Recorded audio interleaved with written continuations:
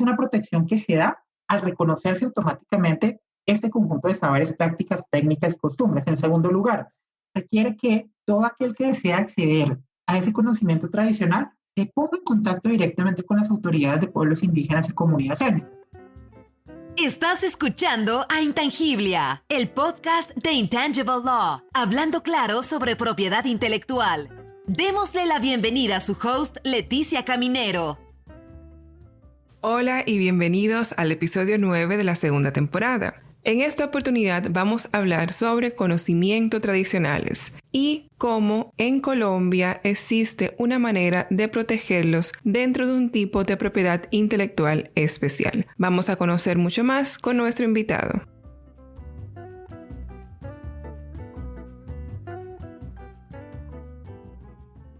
Hola Leticia, hola a todos. Soy Iván Vargas, colombiano de 33 años y de profesión abogado. Actualmente dedicado a la docencia y la investigación. Llevo en ello desde el año 2016, pues desde que regresé a mi país luego de un itinerario formativo de varios años en Europa. ¿Y por qué te decidiste a ser docente? ¿Por qué no ejercer el derecho de manera tradicional?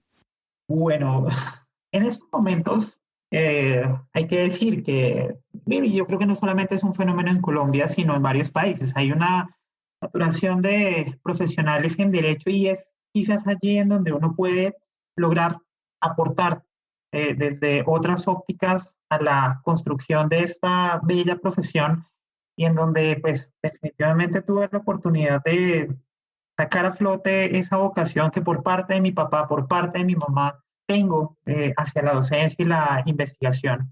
Sí, realmente es algo que en nuestros países tenemos una sobrepoblación de abogados y no tantos abogados que se dedican a la docencia, a la investigación de manera exclusiva. O sea, muchos trabajan de abogado y dan clases unas cuantas horas a la semana, pero tú te dedicas totalmente a la docencia, a la investigación. Correcto, sí. Y pues debo decirte que mi trabajo se enmarca en las interacciones entre el derecho y las ciencias de la vida, con un especial énfasis en la propiedad intelectual, el ambiente y la agricultura. Entonces, trato de también encaminar esa docencia y esa investigación hacia una propiedad intelectual que está más pensada en el interés general, en esa función social, en esa concepción clásica de la propiedad intelectual que busca abordar ese concepto de propiedad desde la misma propiedad como derecho fundamental o desde la libre empresa también como un interés jurídico tutelado. Entonces, digamos, es lo que me permite a mí la investigación, poder llevar este debate también a un escenario en el que habitualmente pues no se dice mucho, no se escribe tanto y en donde sin duda alguna hay mucho por hacer. Claro, es muy interesante porque usualmente cuando las personas piensan en propiedad intelectual, piensan en propiedad, en yo tener exclusividad, en impedir a otros para que usen mis activos intangibles, pero tú lo ves desde un punto de vista más balanceado, desde un punto de vista más macro, que viene siendo como la intersección de la propiedad intelectual con otras ciencias y también con otras ramas del saber. Sí, es correcto y esa es una visión que yo tengo muy a largo plazo. Quizás es un proyecto de vida.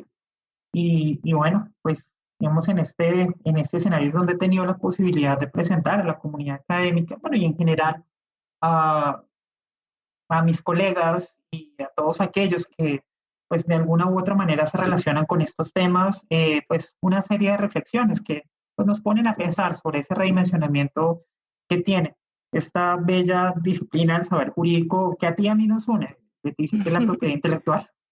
Sí, entonces de ahí viene tu libro, Propiedad Intelectual sobre los conocimientos tradicionales agrícolas, elementos para su caracterización en el ordenamiento jurídico colombiano.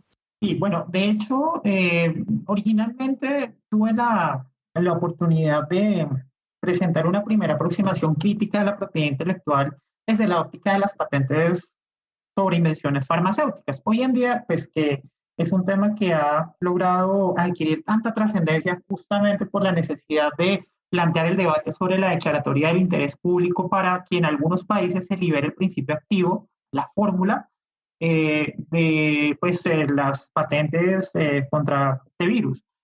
Y sin embargo, esto me permitió adentrarme ya en otros debates, debates que, pues, como te decía hace un momento, suelen ser debates de los que nadie habla y donde muy, muy poco se escribe. Cuando nos planteamos en su momento escribir un libro sobre propiedad intelectual, sobre los conocimientos tradicionales agrícolas, el objetivo era claro, abordar el sistema de los derechos colectivos de propiedad intelectual, que es una categoría sui generis de derechos que provienen de ese conjunto de saberes, prácticas, técnicas, costumbres y saberes, pueblos indígenas, de comunidades étnicas y, en algunos casos, también de comunidades campesinas. Esto, por supuesto, afianzaba ese conjunto de productos y procesos que nacen de su actividad inventiva y de fitomejoramiento a través de métodos tradicionales. Básicamente lo que queríamos era abordar un derecho de propiedad intelectual que se aplica específicamente para un determinado grupo de especial protección constitucional, por gran parte de los estados de nuestra América, y en el cual podemos decirle a la comunidad académica, con las ideas que allí se plantean en el libro, oiga, en estos momentos la propiedad intelectual está pensada para los fitomejoradores que no trabajan con métodos convencionales. Pensemos en el caso de estas grandes multinacionales del sector de las obtenciones vegetales, ahora la mente de Monsanto, Syngenta, DuPont, bueno, que ahora no es Monsanto sino es Bayer, por lo menos está en proceso de ser Bayer, y pues que han llevado una agenda que pues, sin lugar a duda termina afectando a estos grupos, una agenda de los estados que van a responder a ciertos compromisos que asumen a través de distintos mecanismos de lobby o el financiamiento de campañas que, por supuesto, pone a nuestros campesinos, pone a nuestros pueblos indígenas y pone a nuestras comunidades étnicas casi que contra las cuerdas, porque empieza a extinguir poco a poco este conjunto de prácticas, saberes, técnicas, costumbres que ellos han venido desarrollando de generación en generación, que se transmiten de forma oral, por lo que les enseñaron sus papás, sus abuelos. Por ejemplo, a tomar la mejor parte de la cosecha y a reutilizarla como semilla para una próxima siembra. Fíjate que en el libro se plantea la crítica, el caso Colombia, por ejemplo, de una resolución que en el año 2015 vino a promulgarse en el marco de una serie de compromisos suscritos entre Colombia y Estados Unidos, un tratado de libre comercio de mediados e inicios, quizás desde la década del 2000, en donde pues, se les restringe esta práctica ancestral campesinos y en algunos casos, no digo que en todos, pueblos indígenas y comunidades étnicas. Al final esto termina evidenciando un deterioro cultural, tal, que pues se deriva de estas mismas provisiones de resiembra de semillas no certificadas, así como de algunas restricciones que pues, en este sentido extinguen algunas especies nativas. Al no tener quien las siembre, pues sencillamente se están extinguiendo.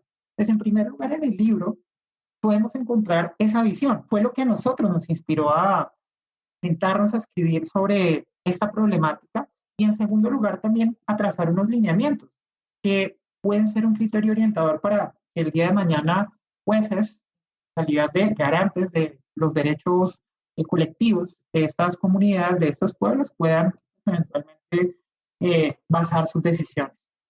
¿Y cómo el derecho ve los conocimientos tradicionales? ¿Cómo se le protege?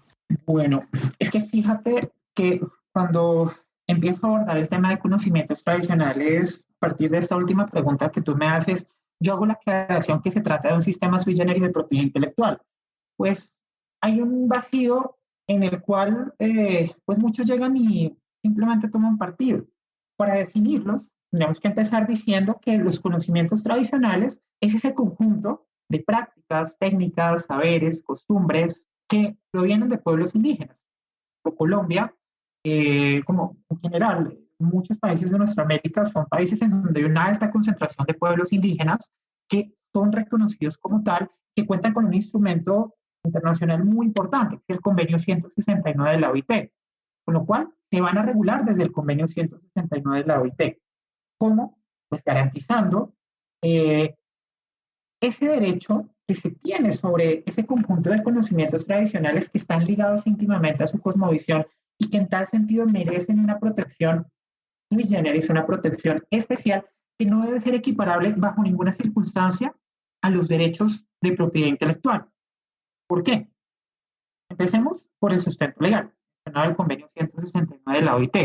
Este convenio 169 de la OIT, además de establecer estos parámetros, establece también la necesidad que los estados garanticen un consentimiento libre, previo e informado. ¿Cómo? A través de la consulta previa. En países como Colombia, la consulta previa es un derecho fundamental que lleva a que el estado o cualquier particular que quiera pues, llevar a cabo una actividad o tomar una decisión, si es el mismo estado quien toma la decisión, que pueda poner en riesgo o tenga impactos potenciales económicos, ambientales, sociales negativos con respecto a los pueblos indígenas, su territorio, su cosmovisión, deba pedirles permiso primero. Y estos deben manifestar ese consentimiento libre, previo e informado, antes de dar acceso a los mismos. Así que la protección del conocimiento tradicional, en primer lugar, es una protección que se da al reconocerse automáticamente este conjunto de saberes, prácticas, técnicas y costumbres. En segundo lugar, requiere que todo aquel que desea acceder a ese conocimiento tradicional se ponga en contacto directamente con las autoridades de pueblos indígenas y comunidades étnicas. Las comunidades étnicas en Colombia son 5, no confundirlas con pueblos indígenas. Aquí nosotros en Colombia tenemos los gitanos, raizales, rom, palenqueros y los afros. Se pone en contacto con las autoridades, lleva a cabo este proceso de consulta previa y solamente serán las autoridades en representación del pueblo indígena o de la comunidad étnica las que garantizarán, o más bien, las que otorgarán el acceso de estos conocimientos tradicionales. Que, por ejemplo, en el caso de Colombia, cuando uno va a registrar una patente en el petitorio, en el documento de registro, la Superintendencia de Industria y Comercio, que es nuestra Oficina Nacional de Patentes y de Marcas, le pregunta al solicitante, oiga, ¿esto deriva o no de un conocimiento tradicional? Y si la respuesta es sí, si se debe marcar sí en la casilla, se debe aportar el acta correspondiente de la consulta previa. O sea, que no es el Estado quien autoriza el acceso al conocimiento tradicional, no es el Estado quien protege. Esto parte de una ley de origen y de una autodeterminación de los pueblos indígenas, comunidades étnicas, quienes van a tener el control, la posibilidad de controlar estos conocimientos tradicionales. Podría también decirte, por ejemplo, que la protección es automática. No hablamos de derechos de propiedad intelectual que nacen de un registro constitutivo declarativo. Existen solo por el hecho que el pueblo indígena existe y que estos conocimientos tradicionales están íntimamente ligados con su cosmovisión, con su soberanía alimentaria, con su modo de vida, con su territorio. Estos derechos podríamos decir incluso que tampoco pasan al dominio público. Se hablaría también de un carácter de ser derechos intransferibles, inembargables, irrenunciables, inalienables. Y quizás por último, para terminar esta caracterización, podría decirte que aquí se pueden llegar a admitir en algunos casos mecanismos de tradición oral. Fíjate que en el régimen de derecho de autor, por lo menos en nuestro régimen continental, se exige que para que una obra se proteja, debe estar plasmada en un soporte tangible o intangible. Nosotros decimos, es que las ideas no se protegen, lo que se protege es la forma en cómo la idea se plasma en el soporte. En materia de conocimientos tradicionales, se puede llegar a admitir la protección de la idea en tanto es parte de esta tradición oral. Mira que seguimos hablando de unos derechos que tienen un carácter sui generis y que no pueden ser bajo ninguna circunstancia equiparables a los derechos de propiedad intelectual. Así que estaríamos hablando de un sistema autónomo que, aunque contempla obras, aunque contempla nuevas creaciones, aunque en algunos casos contempla también signos distintivos u obtenciones vegetales, va a requerir de mecanismos propios que logren entender el lenguaje, también logren entender las necesidades y expectativas de pueblos indígenas y de comunidades étnicas. Es algo que trasciende mucho más de los preceptos de la propiedad intelectual que normalmente vemos y también se distingue de eso que conocemos como parte del dominio público, que es algo que todos conocemos, que es algo del conocimiento público. Se distingue de propiedad intelectual, se distingue del dominio público y se emerge como un tipo de derecho especial que protege conocimientos tradicionales de una comunidad en específica, que es ese conocimiento vivo que pasan de generación en generación en diferentes materias. Entonces, centrándonos en el tema de tu libro, Conocimientos Tradicionales Agrícolas, ¿cómo se distinguen estos tipos de conocimiento y cuáles son sus elementos característicos? Nosotros cuando abordamos los conocimientos tradicionales debemos entenderlos como un universo. No todos los conocimientos tradicionales pueden estar en la misma bolsa. Tenemos que entender que dentro de los conocimientos tradicionales también hay categorías. Así como la propiedad intelectual tiene categorías, en ese momento, obras, signos distintivos, nuevas creaciones, vegetales, etc., dentro del universo de los conocimientos tradicionales también encontramos categorías. Por ejemplo, encontraríamos que las expresiones culturales tradicionales serían ese conjunto de conocimientos tradicionales que más se asemejarían a las obras. Encontraremos, por ejemplo, rituales, bailes, cuentos, leyendas que pasan de generación en generación por la vía de la tradición oral. Hay otra categoría de expresiones que son las expresiones distintivas tradicionales. Estas están más asociadas a la identidad de los pueblos. Encontraríamos, por ejemplo, las formas que tienen algunos vestuarios, el maquillaje, por ejemplo, de mujeres indígenas, pero también de hombres. Encontraríamos allí también, así en el caso de Colombia, las formas con las cuales las mujeres guayú, por ejemplo, plasman esa visión que tienen del mundo, los colores, etcétera. Están más asociados a la identidad. Otra categoría de conocimientos tradicionales sería la categoría de los conocimientos técnicos tradicionales, que pueden estar más asociados a nuevas creaciones. Otra categoría, podríamos también nosotros referirnos a los usos tradicionales de la flora para fines medicinales. Y es donde quizás va a entrar en conflicto el componente del recurso genético y cómo también el Estado, al reconocer y proteger de manera automática el conocimiento tradicional, tendrá que proteger esta información genética que compone el universo de los recursos genéticos, en donde también pues, se contemplan otras dinámicas. Otra categoría de conocimientos tradicionales es la categoría de los conocimientos tradicionales agrícolas. Y es que en la categoría de conocimientos tradicionales agrícolas nosotros podemos abordar, de un lado, ese conjunto de obtenciones vegetales que se obtienen por métodos tradicionales, como por ejemplo el injerto, como por ejemplo la sucesiva selección de semillas. Y es que no hay que desconocer que nuestros pueblos indígenas y nuestras comunidades étnicas y campesinas, en algunos casos, también pueden llegar a ser fitomejoradores. Muchas de las variedades que hoy todavía subsisten en nuestros países, en los países de la región andina, son producto de generaciones de fitomejoradores tradicionales que venían mejorando estas variedades hasta llegar a, hoy en día, productos como, por ejemplo, la papa punto blanco, la quinoa real que se tiene en Bolivia, entre otros. Pero adicional a estas obtenciones vegetales, podemos encontrar también este conjunto de productos y procesos que hacen parte de la labor agrícola. Es decir, voy a mencionar un par de ejemplos. Por ejemplo, biocidas o fungicidas que pueden llegar a desarrollar los mismos pueblos indígenas o comunidades étnicas y que pueden reemplazar un pesticida. Simplemente estamos utilizando una variedad vegetal para lograr erradicar X o Y plaga. O también métodos tradicionales de resiembra de regadío. Mira que ahí también podemos encontrar conocimientos tradicionales agrícolas. Lo que es importante entender de esta categoría de conocimientos tradicionales agrícolas es que están asociados en primer lugar al territorio, en segundo lugar a la soberanía alimentaria, en tercer lugar son el sustento de ese interés jurídico tutelado que yace en los denominados derechos bioculturales. Cuarto, podemos decir que gracias a estos conocimientos, tanto los pueblos indígenas como las comunidades étnicas y campesinas se han llegado a convertir en verdaderos guardianes de semillas. Y quinto, por no dejarme fuera el tema de la biodiversidad, esto se va a articular con esta diversidad étnica y cultural, pero también con una diversidad biológica que permiten caracterizar este conjunto de conocimientos tradicionales que van a velar por ese interés jurídico tutelado en particular, biodiversidad y diversidad étnica y cultural.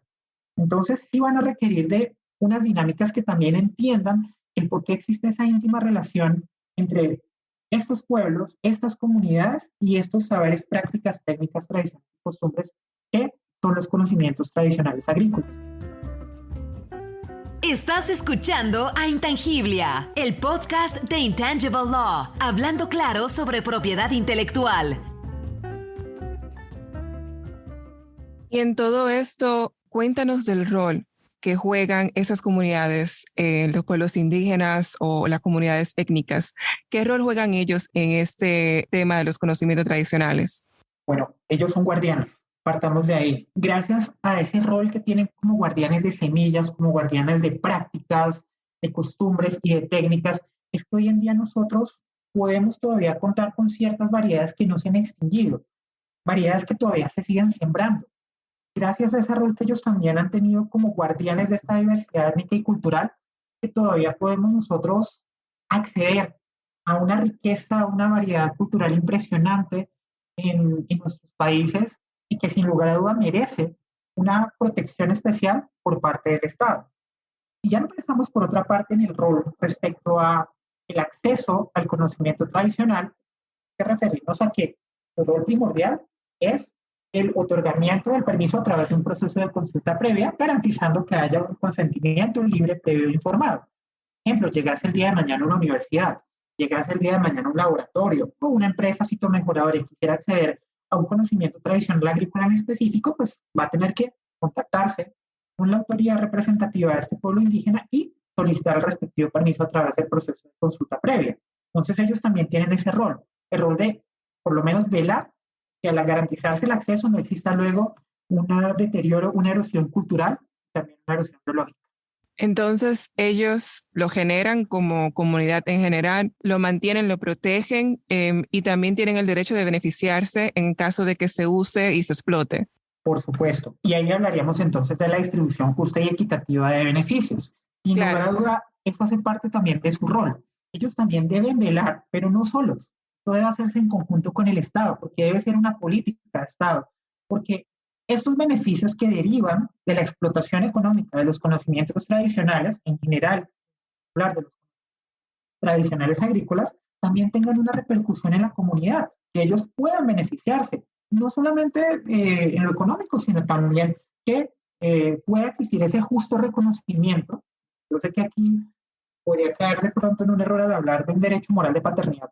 No existe en este ámbito, pero sí sería un equivalente a una paternidad, como que debe tener trazabilidad de dónde proviene este conocimiento tradicional agrícola, cuál es la comunidad que lo ha venido conservando y que lo ha desarrollado para que pues también pueda pervivir y trascender esa memoria. Claro, ese derecho de paternidad que Iván nos cuenta se refiere a, en derecho de autor, existen dos tipos de derecho, por lo menos en los derechos de autor que corresponde a la tradición civil. Entonces tienen el derecho económico sobre la obra protegida y también se tiene el derecho moral. Y dentro de los derechos morales está el derecho de ser reconocido como el autor, el llamado el derecho a la paternidad de la obra. O sea, que el autor tiene derecho a que donde sea que se use su obra, se reconozca que él es el autor o autora de la misma. Entonces, tú estás haciendo una similitud, una equivalencia a este tipo de derecho de paternidad a los conocimientos tradicionales, es decir, que se reconozca de dónde provienen, de dónde emanaron esos tipos de conocimientos tradicionales. Así es. Y que la participación justa y equitativa sea capaz de dimensionar al mismo tiempo estos derechos morales, de comillas, aquí no es incorrecto hablar de derechos morales sobre este tipo de conocimientos tradicionales agrícolas, pero sí, lo equipararíamos a unos derechos morales, a ese reconocimiento, a esa integridad, por ejemplo, como por otra parte a unos derechos patrimoniales, unos derechos de explotación económica que pues también puedan beneficiar de manera directa o indirecta a las comunidades que han venido conservando y que en su momento desarrollaron este conocimiento tradicional agrícola. En resumen, la distribución justa y equitativa de beneficios plantea tanto beneficios morales como beneficios patrimoniales. Que se reconozca su origen y que se le permita a ellos beneficiarse del uso del mismo. Así es. Y también un tema de control, ¿no? De que si ellos eligen que no se ha usado su conocimiento tradicional para un tipo de específico de uso, para un fin en específico, ¿se podría también controlar o no? Cuando se habla de ese derecho de autodeterminación, cuando nosotros lo encontramos desarrollado en pues, diversas legislaciones, también en jurisprudencia reiterada que toma el convenio 169 de la OIT, por lo menos en Colombia hace parte del bloque de constitucionalidad y está en la misma categoría que la constitución política, pues entendemos que este derecho de autodeterminación les permite a ellos decidir de manera soberana sobre esos usos que pueden tener. O sea, ni siquiera el Estado puede interponerse. Bueno, claramente el Estado va a tener que intervenir ya en algunos casos puntuales en donde pues se planteen conflictos con otro tipo de intereses jurídicos tutelados, como por ejemplo sobre los recursos genéticos, sobre los recursos biológicos y en algunos casos también sobre el control sanitario que se pueda realizar de ciertos productos agrícolas o alimenticios.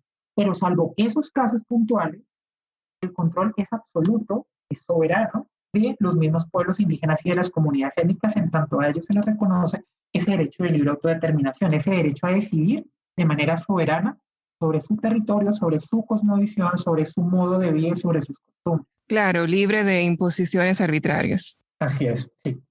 ¿Cuál serían tus recomendaciones? ¿Qué te gustaría ver en la legislación y también en la práctica? Sobre este punto, yo creo que la primera revisión que nosotros tenemos que hacer es el Comité CID. En la Organización Mundial de la Propiedad Intelectual, y ya desde hace varios años, se ha venido reuniendo un comité para discutir sobre estos temas. Como resultado de estas reuniones que se dan periódicamente en el seno de la OMPI, este comité, se han llegado a estructurar algunos acuerdos de carácter subregional o supranacional en materia de conocimientos tradicionales. Por ejemplo, el protocolo de Swakopmund, que pues, se suscribe en el marco de ARIPO, la Asociación Regional Africana de la Propiedad Intelectual, y que entra a abordar el conocimiento tradicional como un interés jurídico tutelado de la propiedad intelectual.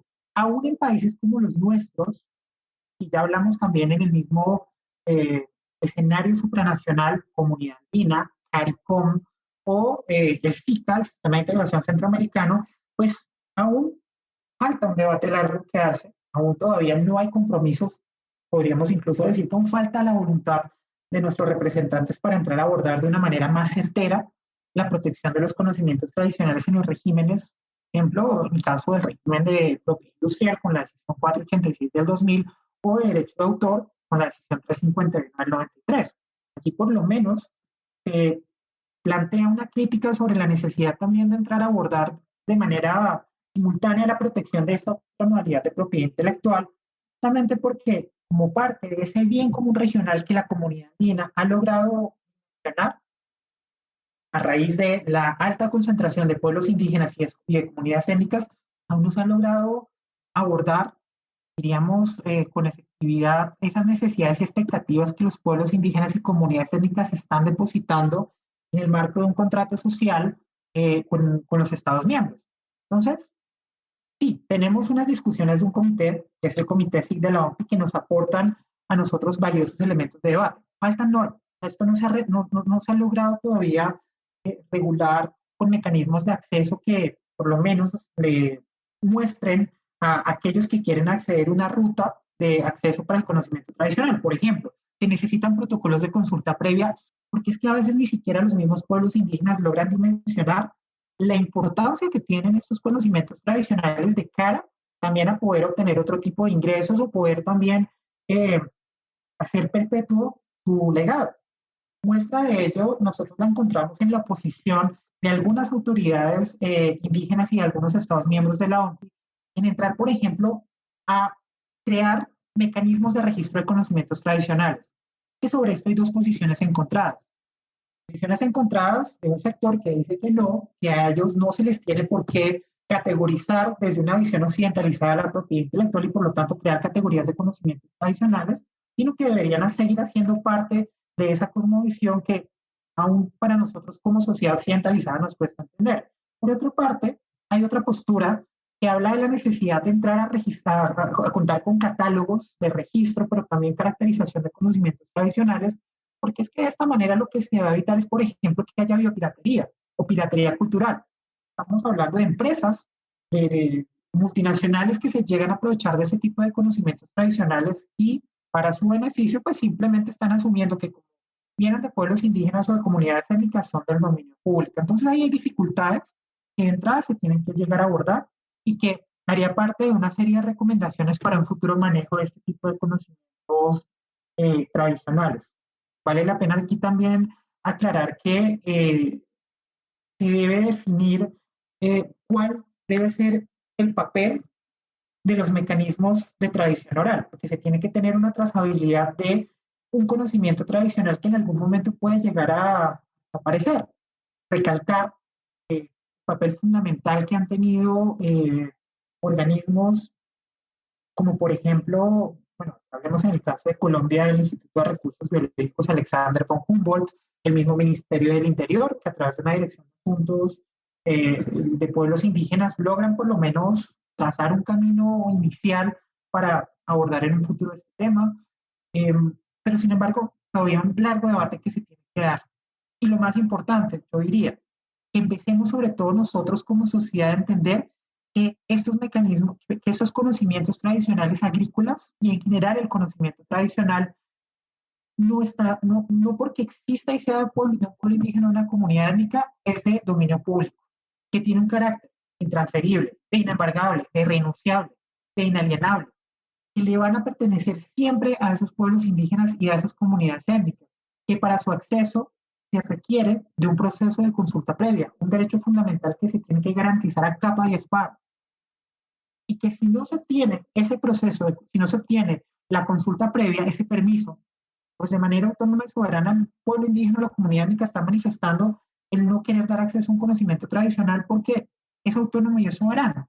Entonces, todo hace parte primero del reconocimiento y en segundo lugar también de políticas que logren zanjar estos debates que sean sobre registro, no registro, catalogación, no catalogación. En tercer lugar también sobre esa conciencia que todos debemos asumir como sociedad respecto al conocimiento. En últimas, de ese conocimiento que pues depende un legado de pues siglos que incluso ya se encontraba aquí antes de la llegada de los españoles y que no podemos dejar morir justamente por regular el tema haciendo prevalecer el interés particular sobre el interés.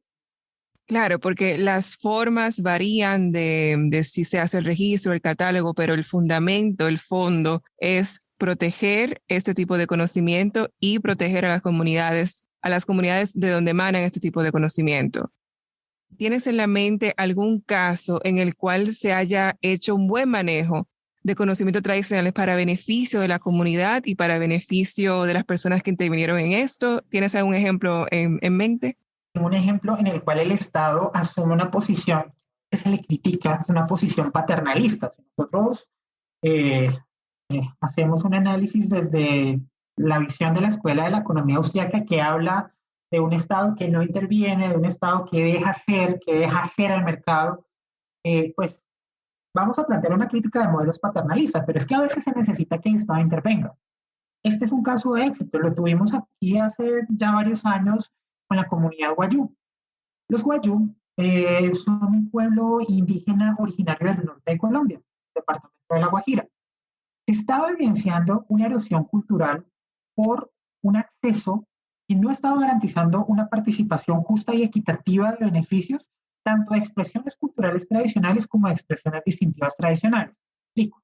Uno iba a un aeropuerto y uno encontraba mochilas tejidas por mujeres Wayuu que se estaban vendiendo a 300, 400, no exagero, $500. Pero luego, cuando uno tenía la oportunidad de ir allí al mercado de la plaza de mercado de Riohacha o iba a las rancherías, fácilmente podía negociar esta misma mochila por menos de $4. Claro, los intermediarios estaban llevando gran parte de la torta. Y tú mientras tanto veías cómo estas mujeres quemaban las pestañas en unas condiciones, no eran las mejores condiciones, allí trabajan con poca luz. La situación de La Guajira es una situación especial porque allí no hay acceso a servicios públicos y realmente se veían en una condición de pobreza. Pero mientras tanto, habían unos poquitos que se estaban beneficiando de estas expresiones culturales y expresiones distintivas tradicionales. Hace unos años la gobernación de La Guajira, por eso hablaba del Estado intervencionista, en este caso, pues diríamos que es la autoridad territorial de ese departamento, toma la decisión por cuenta propia y ante la falta de consensos de los líderes Wayuu de solicitar el registro de la denominación de origen Tejeduría Wayuu.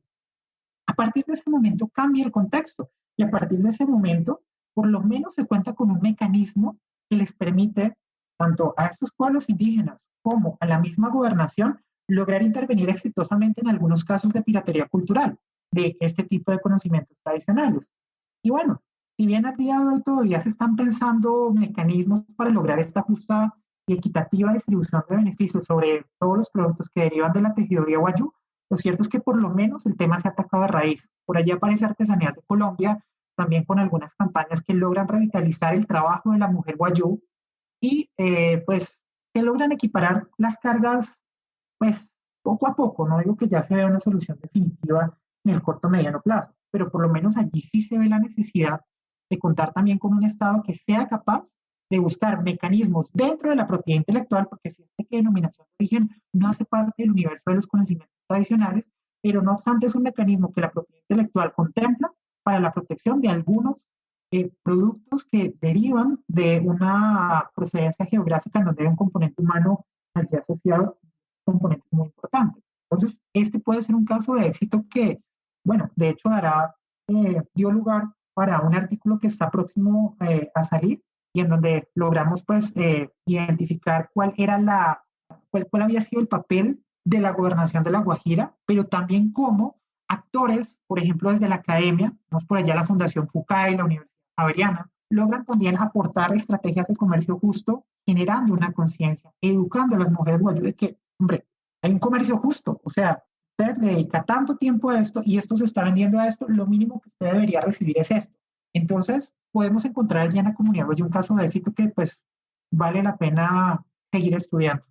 Es un caso muy interesante el que nos cuentas y cómo termina siendo el Estado en su rol de protección, porque se supone que el Estado existe para garantizar los derechos. Entonces, es una manera de asegurarse que se haga mediante hacerse justicia con esa comunidad específicamente que estaban trabajando, estaban partiéndose el lomo, como decimos en mi país, en República Dominicana, y no estaban recibiendo ningún tipo de beneficio, más que lo mínimo, por lo que nos cuentas.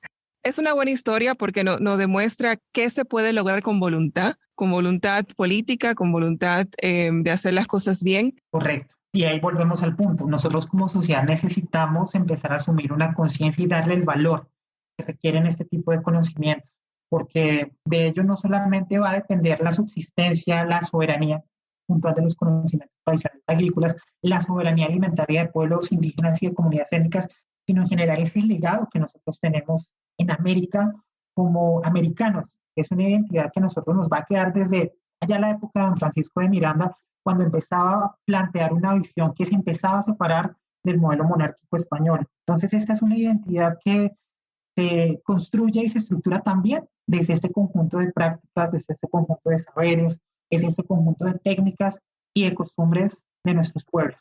Sí, claro. Y ustedes que tienen la suerte de tener todavía sus comunidades que sobrevivieron a la época colonial, que en mi país no tenemos esa suerte. Nosotros perdimos a nuestra comunidad indígena que se llamaban los taínos durante la época colonial. Y realmente todavía quedan ciertas reliquias, quedan ciertas cosas, palabras, lugares, procesos de cómo hacer comida, procesos de cómo hacer cierto tipo de cosas, pero no tenemos la dicha de contar con todo ese conocimiento que ellos tenían, con todas esas tradiciones, solamente lo que pudimos, como quien dice, rescatar. Es muy triste que solamente se pueda conocer desde un museo. Ustedes tienen la dicha de que tienen sus comunidades vivas y vibrantes que están todavía manteniendo las tradiciones vivas, manteniendo ese conocimiento vivo y que se pueden beneficiar tanto mutuamente, tanto ellos de ustedes como ustedes de ellos. Sí, es muy cierto. Tenemos ese privilegio y tenemos que valorarlo. Yo puedo volverme aquí una hora repitiendo, pero hay que valorar y hay que valorar. Y si nosotros no valoramos, luego el día de mañana, pues echaremos en falta aquello que tuvimos y que perdimos. Entonces, sí, yo creo que la reflexión que por lo menos a mí me queda al final, se trata de valorar que el Estado establezca políticas que lleven a que la sociedad valore, a que las empresas valoren y le den su lugar, pero sobre todo también a garantizarles a los mismos pueblos indígenas, a las comunidades étnicas, a las comunidades campesinos, que también ellos la valoren. O sea, para mí es el mensaje que tiene que quedar al final claro después de esta aproximación. Se puede llegar a mucho trabajando en conjunto, trabajando en comunidad, tanto los pueblos indígenas como los grupos étnicos, también el gobierno, el Estado y las demás personas, los que están trabajando en el comercio o en otro tipo de capacidades. O sea, en conjunto se logra mucho más y se llega mucho más lejos. Coincido completamente contigo. Bueno, Iván, ¿algunas palabras últimas antes de cerrar? Pues agradecerte, Leticia, por esta invitación. La verdad es que estoy muy contento de poder compartir esta visión y pues ojalá también de aportar, de sumar esfuerzos, que aquellos que nos están escuchando y que puedan llegar a tener un interés por abordar estos temas, sumen esfuerzos y pongan un grano de arena en esta disciplina de la propiedad intelectual que es apenas conocida por unos pocos y en donde sin duda alguna hay mucho por hacer.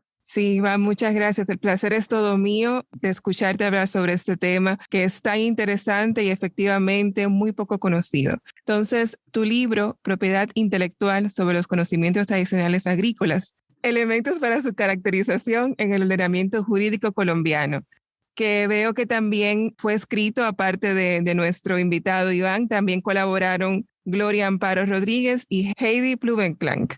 Muchas gracias por tu tiempo, gracias por tus conocimientos, por tu sabiduría y por tu pasión sobre estos temas. No, a ti nuevamente muchas gracias, Leticia, y bueno, creo que esta sea la primera de tantas veces en donde podamos dialogar sobre estos temas.